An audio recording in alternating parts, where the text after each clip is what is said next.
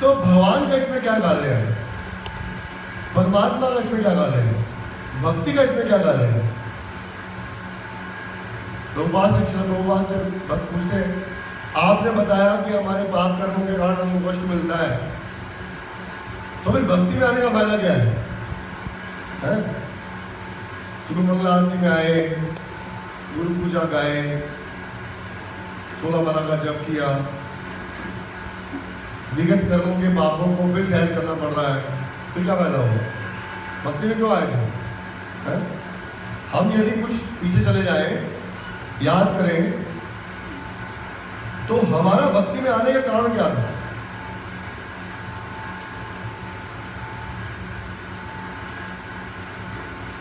पहले दिन जब हम मंदिर गए, मैं कृष्ण कॉन्शियस की बातें कर रहा हूं, पहले दिन जब हम मंदिर गए, जब हमको याद है मंदिर गए थे, उसका कारण क्या था बताएंगे आप? पहली बार जब हम मंदिर गए थे, कभी बचपन में कभी भी गए थे, उसका कारण क्या था कुछ याद है? कभी कोई दिन याद हो? जब आप पहली बार मंदिर गए थे, इस्कॉन की बात नहीं कर रहा हूं मैं, किसी भी मंदिर में गए थे, उसका कारण क्या था उस दिन मंदिर जाने का? मदद ले गए थे। हाँ ठीक, गुड। और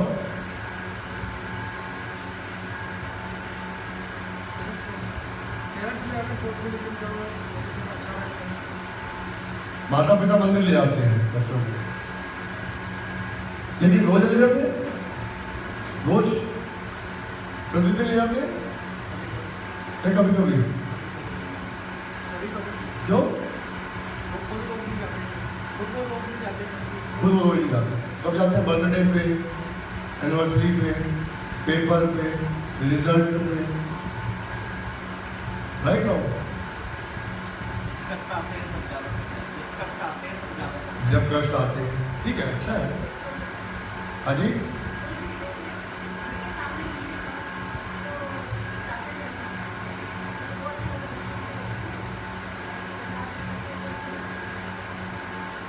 प्रसाद मिलता था घंटी से अहेतु की। घरों में ऐसा भी देखा जाता है कि फादर जो है कम जाते हैं, मदर्स जो है वो तो रेगुलर ही जाती हैं, हाँ। तो बच्चों में मदर को देख के ज़्यादा इंप्रेशन जाता है कि मंदिर जाएं। प्रभु जी कहना है कि माता जी जो है वो प्रभुपाद भी ऐसा कहते हैं कि कोमल हृदय की होती है ना, जल्दी भक्ति स्वीकार कर ले। पुरुष जो है जो हार्ड हार्टेड होते हैं तो मुश्किल से स्वीकार करते हैं, लेकिन इस्कॉन में प्रभु की संख्या ज़्यादा होती है माताओं से। अभी भी देखेंगे तो प्रभु जी ज़्यादा है। केवल इस्कॉन में आपको ऐसा मिलेगा कि जेंट्स और लेडीज इक्वल मिलेंगे या जेंट्स ज़्यादा मिलेंगे। अभी मैं कार्यक्रम में गया था कुछ दिन पहले, शाम को 4 से 6 बजे कार्यक्रम रखा था, तो 2 प्रभु जी थे और 150 माता जी, वही संख्या रहती है, वही संख्या रहती है। तो क्या उसमें हम नहीं जा रहे हैं। हमारा जो चर्चा करने का उद्देश्य क्या है कि हम मंदिर किसी हेतु से जाया करते हैं।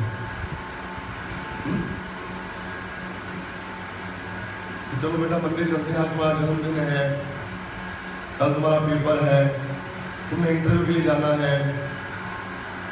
ये जो हमें समझाया जा रहा है, यहाँ श्री प्रभुपाद जी बता रहे हैं, ये हमको समझ नहीं आया था पहले कभी, अभी भी पूरा समझ नहीं आया। लेकिन तो पूछते हैं मंदिर क्यों जाते हो?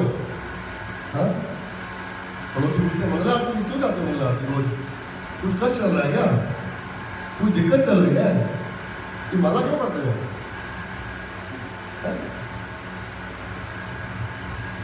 सुना तुम लोग प्याज लहसुन नहीं खाते हो, ऐसा क्या है? प्याज लहसुन के तो 18 दिन होते हैं साल में, 9 दिन एक बार, 9 दिन एक बार, बाकी दिन तो खा सकते हैं। तुम रोज नहीं खाते, तुम लोग ठीक हो? अब हम क्या बताएंगे, हम ठीक हैं तुम ठीक है।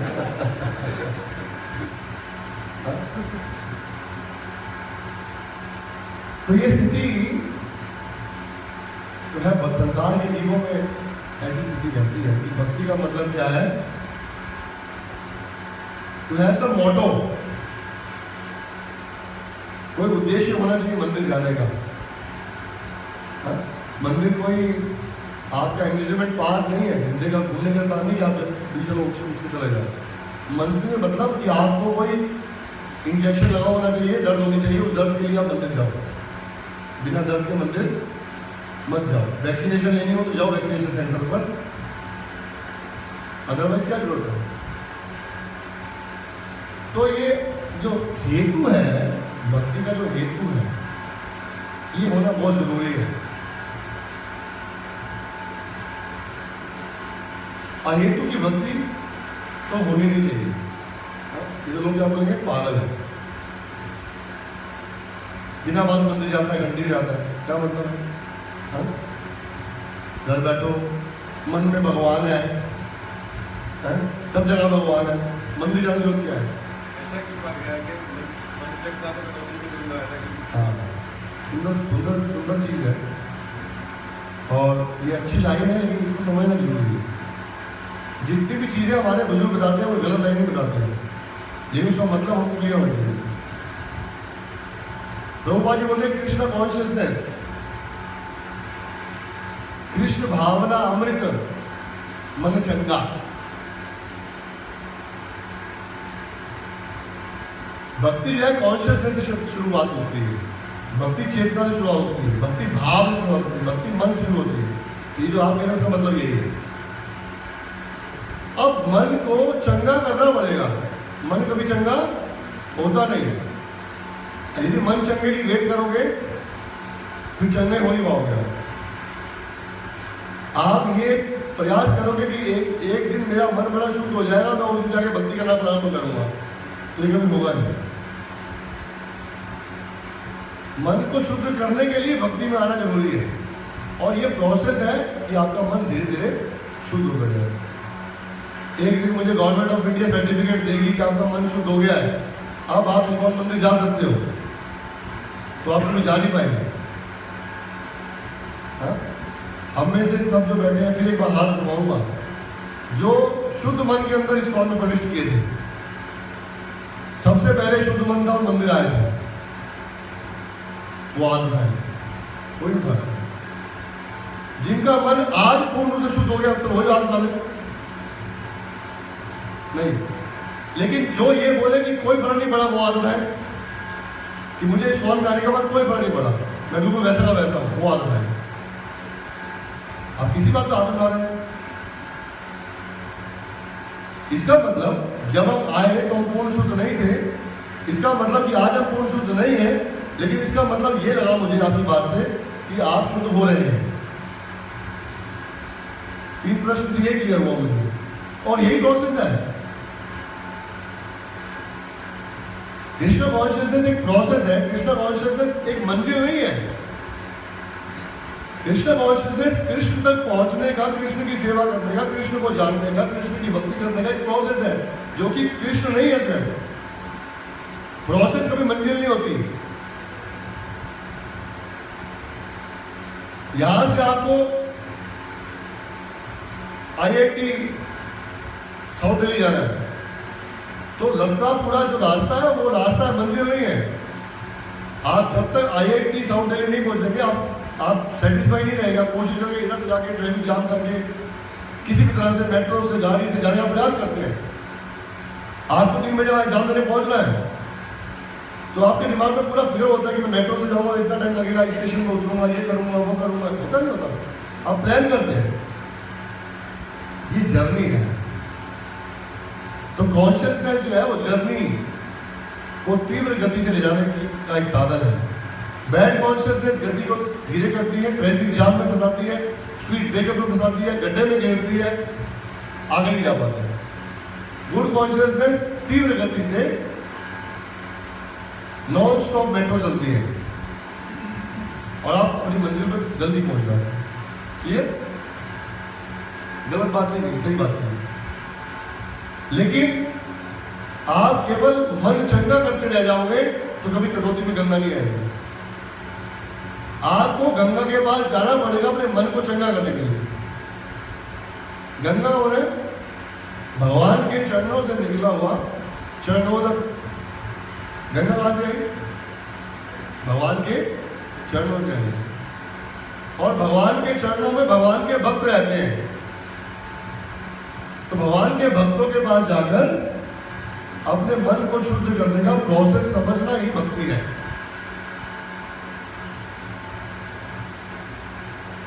ये तो ये प्रोसेस है, और गारंटीड इसमें मन नहीं लगेगा, ये ध्यान रख लेगा। इसमें मन नहीं लगेगा, लगेगा तो कुछ दिन के लिए, कुछ महीनों के लिए, कुछ वर्षों के लिए, फिर मन इसमें से हट जाएगा।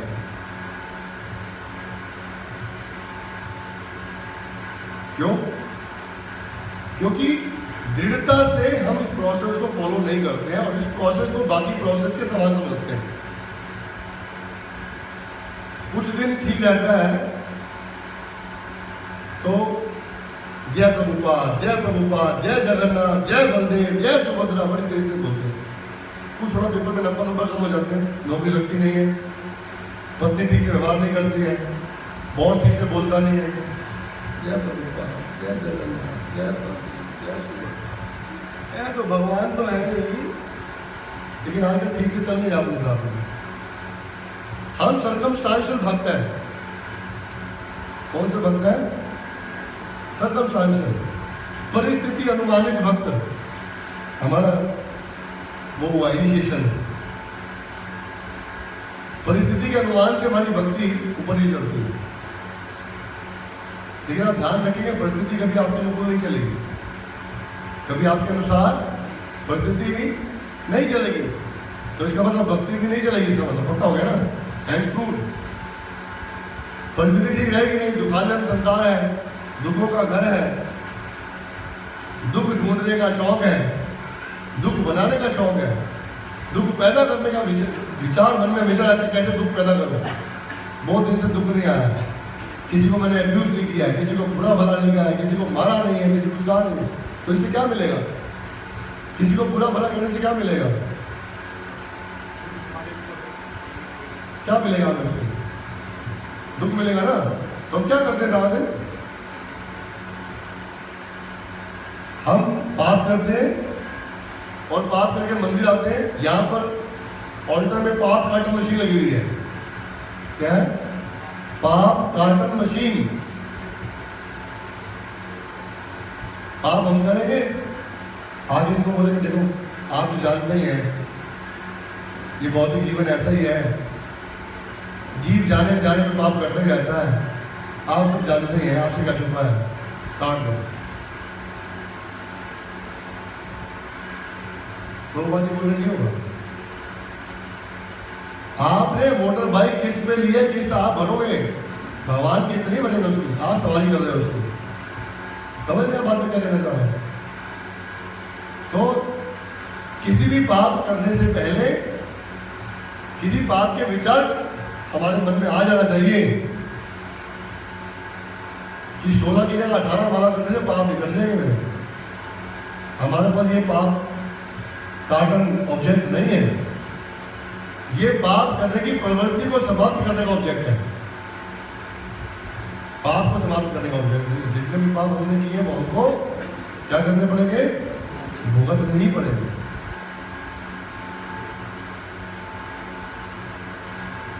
अब परमात्मा हमारे हृदय के अंदर वो सब हमारे जो कार्य हैं उनको लिख रहे हैं और बीच बीच में हमको गाइड भी कर रहे हैं। You are doing wrong, you are doing wrong, don't do this, ऐसा मत करो। आप बोलोगे भगवान तो संस्कृत बोलते हैं, समझ कैसे आएगी? भगवान तो संस्कृत बोलते हैं नहीं, भगवान हर जीव के साथ उसी भाषा में बोलते हैं जिस भाषा में समझ आती है,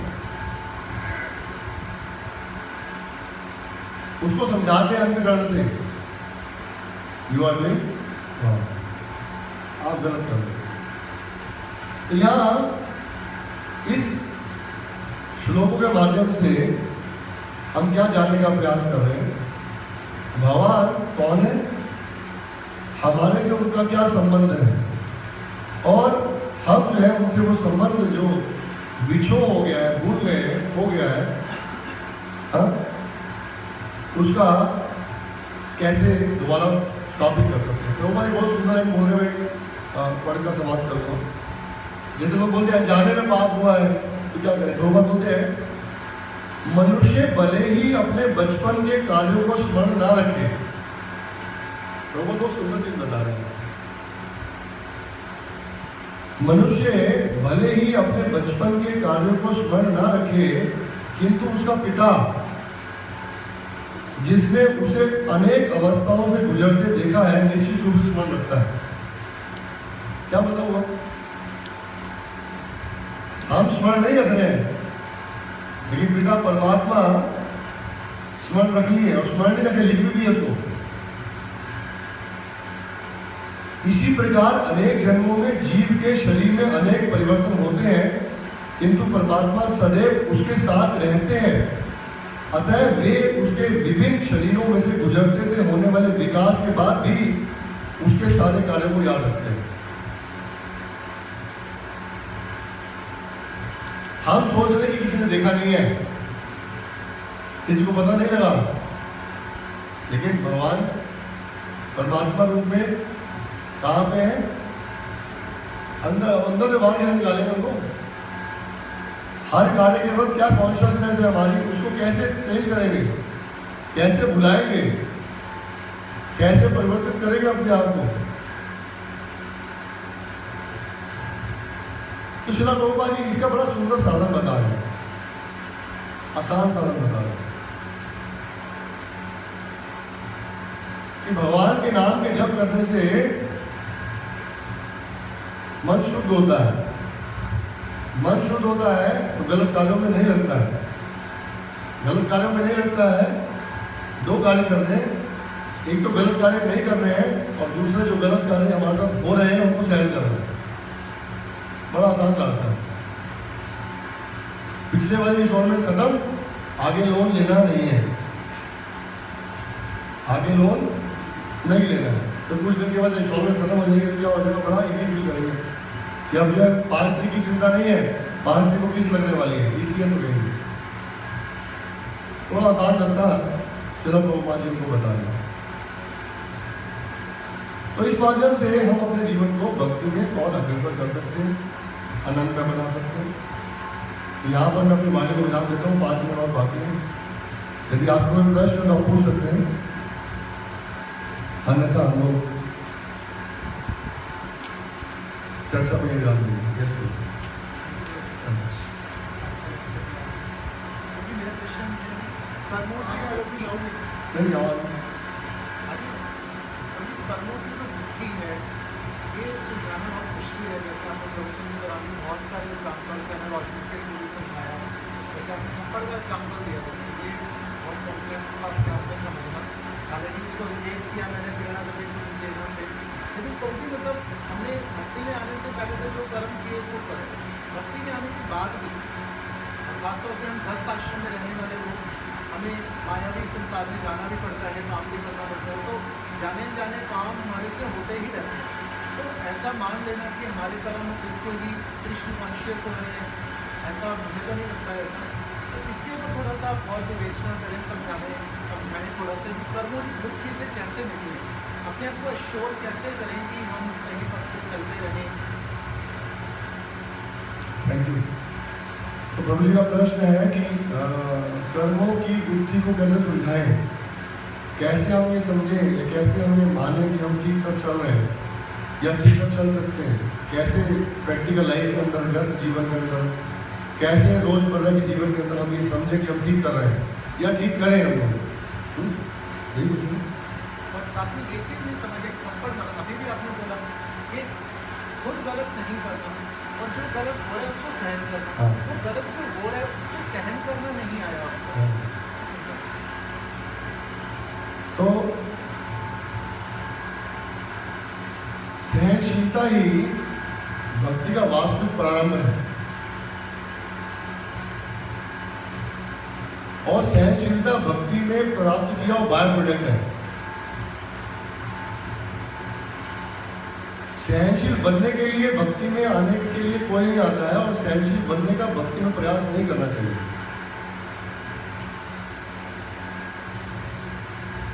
भक्ति का बाय प्रोडक्ट है, फ्री मिलता है। सहनशीलता जो है ये वास्तव में उत्तम भक्ति का प्रथम लक्षण है। और सहनशीलता हमको वास्तविक रूप में एक संसार के जीवों से अलग करता है। जैसे आप समझिए, आपको एक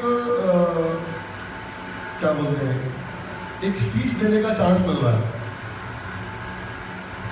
एक सेशन प्रेजेंट करने के लिए आपको एक मनोनीत किया गया है। हाँ?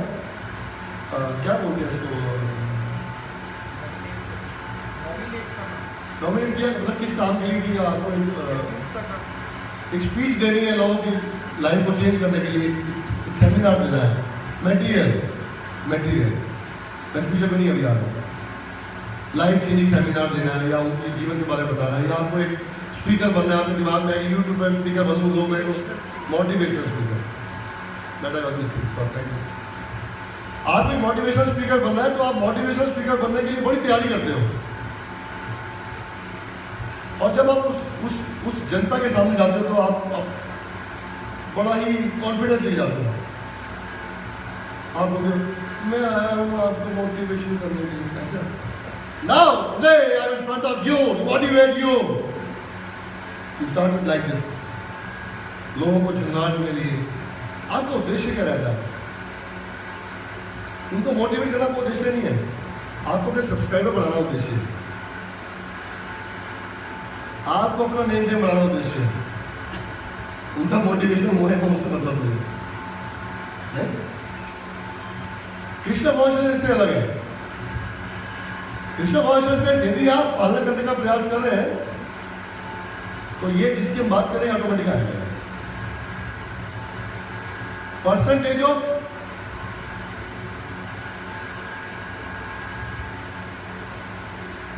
प्रयास in Krishna consciousness is equal to result achieved in Krishna consciousness. It's automatic. जितना प्रतिशत हम इसमें प्रयास करेंगे उतना प्रतिशत हम प्राप्त करेंगे। भगवत गीता में भगवान ने बता दिया, ये यथामाम बदलते, जितना जितना आप करेंगे उतना उतना मैं आपको दूंगा। तो प्रतिदिन की दिनचर्या के अंदर हमारा फेल होना ये निश्चित करता है कि हमारे कृष्ण कॉन्शियसनेस का लेवल क्या है। उसके लिए हमें सहनशील बनने का प्रयास करने की बजाय कृष्ण कॉन्शियसनेस को आगे बढ़ाने का प्रयास करना चाहिए। अब ये मोटिवेशनल स्पीकर का एग्जांपल आपको दिया।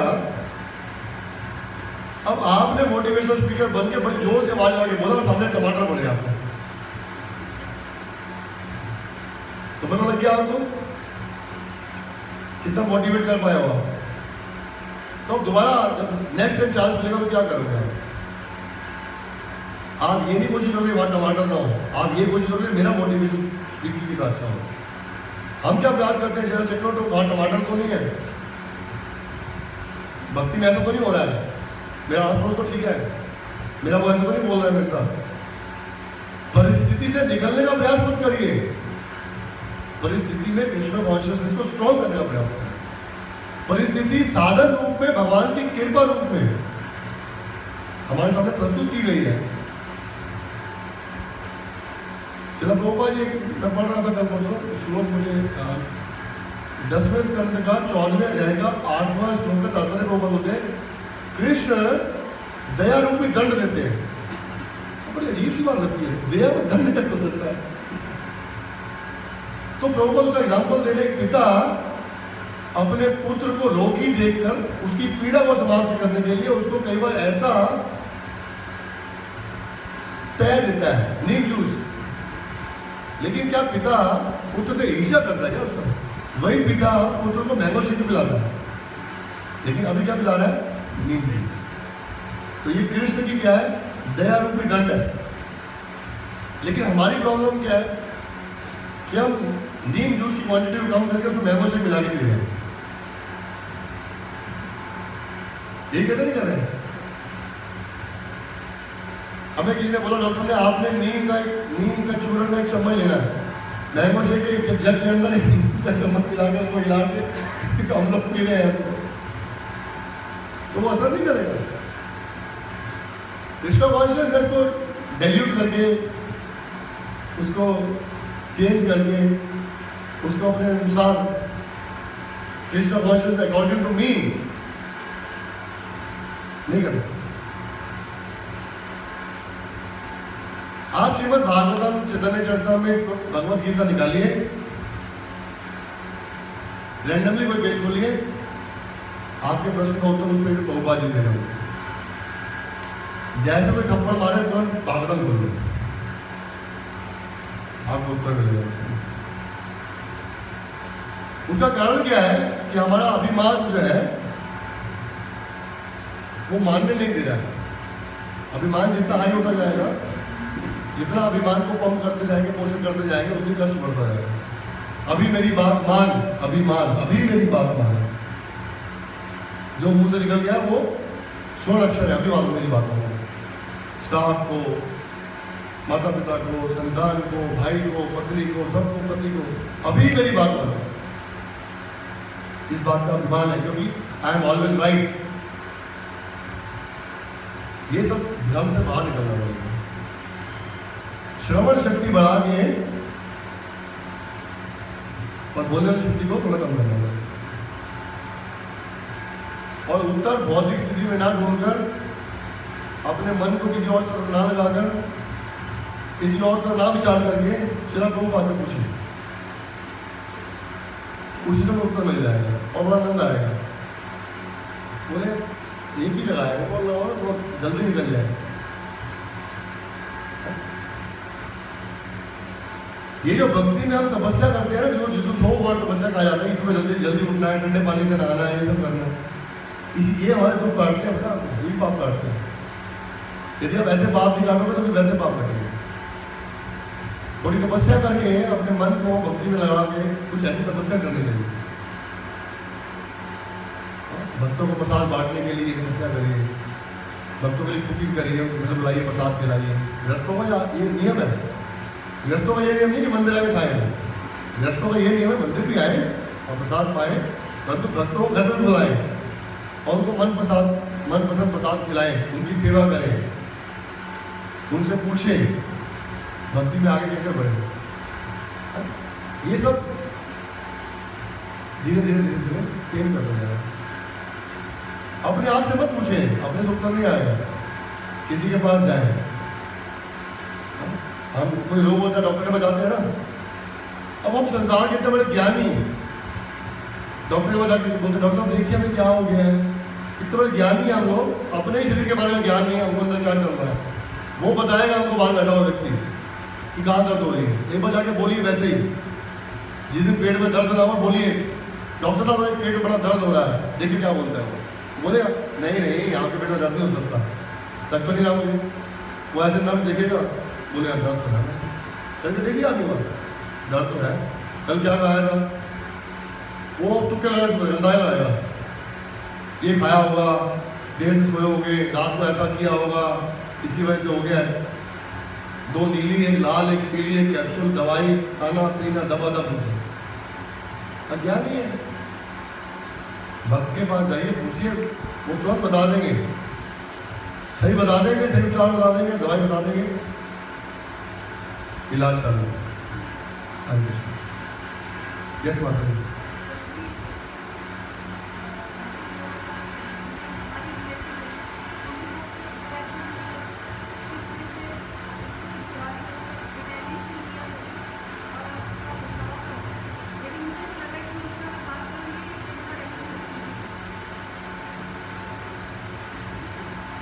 सॉरी आवाज थोड़ा सा मजाक हो गई।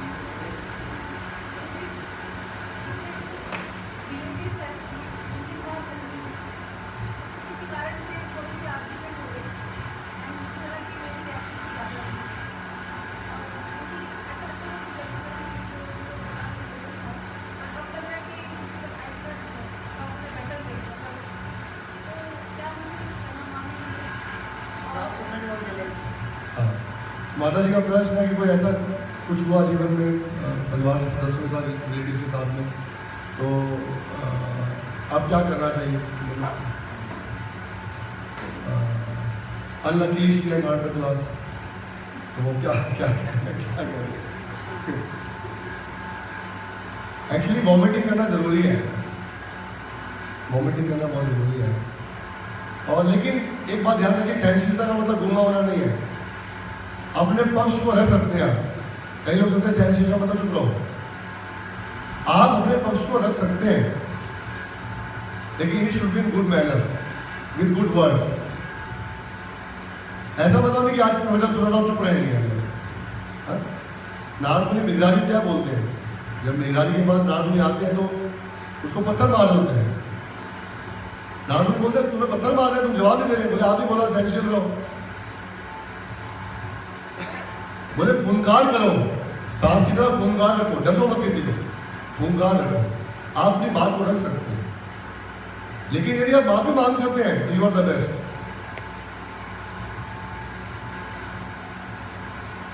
अब आपको बेस्ट बनना है या बेटर बनना है या कैसे गुड बनना है वो आप देखिए। माफी, और सबसे बड़ा आनंद का विषय क्या है, उनसे माफी मांगना जिनके प्रति आपने गलत नहीं किया। जहां पूर्ण रूप से आपको पता कि वही गलत थे, फिर भी आपको माफी मांगनी है, ये बेस्ट डिवोशन है। तो हर व्यक्ति को अपने जीवन में देखना है कि वो क्या कर सकता है, कब कर सकता है, कैसे कर सकता है। लेकिन अगर वो कृष्ण कॉन्शियस नहीं है तो उनको ये मत बताइए कि आप जो है एक ऑब्जेक्ट के रूप में कृष्ण के द्वारा यूज किए गए, वो रोज ऑब्जेक्ट की तरह यूज हो जाएंगे, क्या हो जाएंगे आपको समझाने के लिए। तो डिवोटी के साथ डिवोशन वाला बताना चाहिए, लेकिन उनके साथ मटेरियल उसको आसान से लोग बताना चाहिए। मुझे आज एहसास हुआ है कि मेरी भी गलती है, तो मैं आपसे माफी मांगने के लिए कि आपको बहुत रिलीफ देगा ये। आपके अंदर जो बहुत सारी जो नसें ब्लॉक हो रही है ना हार्ट की, वो खुल जाएगी। ये बाईपास सर्जरी है, आपको पंपिंग मिलेगी, नस खुल जाएगी। यही तो टेंशन तो खोल दें, जो स्ट्रेस है, टेंशन है, सब चीज़ें सब नसें ब्लॉक कर देता है, मतलब दिमाग की नसें ब्लॉक हो जाती है। ठीक है माता जी, हरे कृष्ण। श्री चैतन्य चरितम की जय, कृष्णदास कविराज महाराज की जय, जगत गुरु श्रीला प्रभुपाद की जय। निताय निताय गौर प्रेमानंद।